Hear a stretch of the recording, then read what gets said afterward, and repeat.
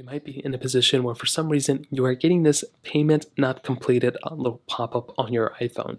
Now personally, I've gotten this pop-up a ton of times, and usually it's due to some sort of, credit card or bank account, however you have it set up. Usually it's because the information that was, actually provided isn't actually working.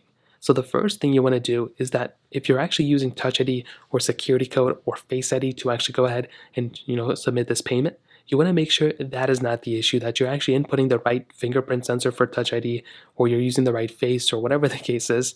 Those things are usually the reasons why payments don't complete. It's because you have to type in your information properly, and typically that can be the main reason why a payment is not completed. Now, if we take a look at Apple's main website, they basically give you a few reasons as to why this might be working or what this might not be working. So the first thing is if you actually have an unpaid order.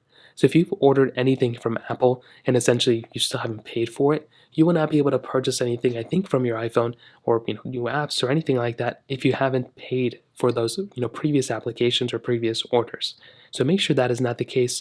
You can actually, and they recommend this, which I would recommend doing too, is to actually contact your financial institution.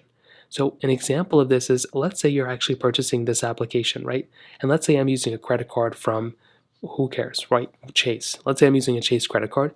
Well, what I would need to do is, as long as it's not an error with my iPhone or my account and I don't have an unpaid balance and nothing has really changed on my product or my iPhone, I will have to make sure that my financial institution, in this case Chase, actually goes ahead and still makes payments and is still like an active account, and that doesn't have any issues there either. Sometimes that can be the issue. It says you might need to ask your finance institution to allow international purchase on your debit or credit card.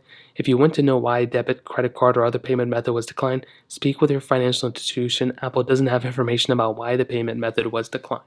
So another reason why this may be happening too, like I mentioned earlier, beyond than just Touch ID and Face ID not working, is actually with your credit card information. Maybe you typed in your credit card or debit card information incorrectly.